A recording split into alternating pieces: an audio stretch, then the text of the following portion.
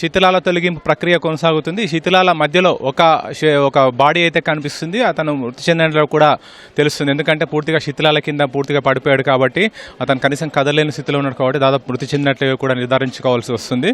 ప్రస్తుతం ఫైర్ డిపార్ట్మెంట్తో పాటు డిఆర్ఎఫ్ జిహెచ్ఎంసీకి సంబంధించిన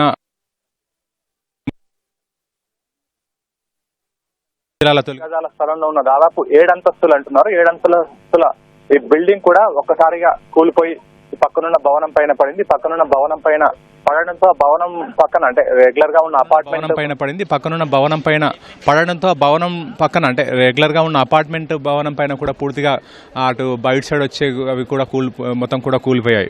ఇప్పుడు ఒక మృతదేహం అయితే ఇప్పుడు బయట కనపడింది. ఇక్కడ ఉన్న వాళ్ళకి డిఆర్ఎఫ్ వాళ్ళకి ఎంతమంది ఉన్నారని అయితే క్లారిటీ రాలేదు ఇప్పటివరకు అయితే ఆ బిల్డింగ్ సంబంధించిన యజమాని ఎవరనేది కూడా పోలీసులు ఇంకా గుర్తించాల్సి ఉంది. గుర్తిస్తే అందులో ఆ యజమాని చెప్పే వివరాలను బట్టి ఇంకా మిగతా వివరాలు కూడా తెలుస్తాయి. ఎందుకంటే ఇప్పుడు ఈ 50 గజాల స్థలంలో అంటే ఇది అంజయ్ నగర్ పరిధిలోకి వస్తుంది. గచ్చిబౌలి అంజయ్ నగర్ పరిధిలోకి పక్కనున్న ప్రాంతం వస్తుంది. ఆ పక్కనున్న అంటే అపార్ట్మెంటు పక్కనున్న 50 గజాల స్థలం రెండు ఆనుకొనే ఉన్నాయి. ఈ అపార్ట్మెంట్కి సంబంధించి దాదాపు 25 ఫీట్ల ఖాళీ స్థలం ఉంది. దాని పక్కన ఆనుకునే ప్రహరీ గోడకు ఆనుకునే ఈ 50 గజాల స్థలంలో 5 అంతస్తుల పైగా బిల్డింగ్ అంటే దాదాపు 7 అంతస్తులు అంటున్నారు ఈ భవనం నిర్మించారు. ఇది ఇంకా పూర్తి కాలేదు. నిర్మాణం అయితే పూర్తయింది. ఇంకా అందులో ఎవరు లేరు. ఇంకా తుది మరుగులు కూడా అంటే పూర్తి పనులు కూడా పూర్తి కాలేదు కాబట్టి కొంచెం చివరిగా కొన్ని పనులు ఉన్నాయి. ఆ పనులు జరిగే ప్రక్రియ కొనసాగుతుంది. అప్పుడే ఈ భవనం మొత్తం కూడా కూలిపోయి పక్కనున్న అపార్ట్మెంట్ పైన పడడంతో ఈ ఘటన చోటు చేసుకుంది. పక్కనున్న అపార్ట్మెంట్ మొత్తం గోడ కూడా కూలిపోయింది. అందులో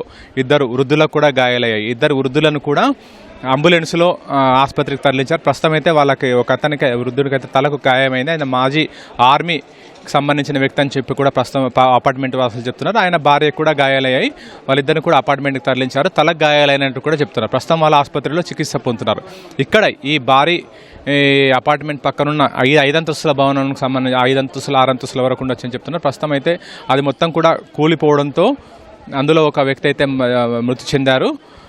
అతని మృతదేహం వెలికి తీసే ప్రక్రియ కూడా కొనసాగుతుంది. ఎందుకంటే డిఆర్ఎఫ్ వాళ్ళు ఎందుకంటే అపార్ట్మెంట్ మొత్తం శిథిలాలు మొత్తం పడిపోయింది. ఎందుకంటే 6-7 అంతస్తుల భవనం ఉంది కాబట్టి ఆ 6-7 అంతస్తుల భవనం మొత్తం శిథిలాలని కూడా తొలగించే ప్రక్రియ కొనసాగుతుంది. ఎందుకంటే పిల్లర్స్ కూడా నిర్మించి ఉన్నారు. ఆ పిల్లర్స్ని అంతా కూడా కట్ చేసి ఆ కట్టర్స్తో కట్ చేసి ఆ తర్వాత మృతదేహం తొలగించే పనిలో ఉన్నారు. ఈ ఘటన చోటు చేసుకున్న సందర్భంలో మధ్యాహ్నం 1 గంట సమయంలో చోటు చేసుకుంది కాబట్టి ఇక్కడ ఎవరు లేరని ఆ ప్రమాద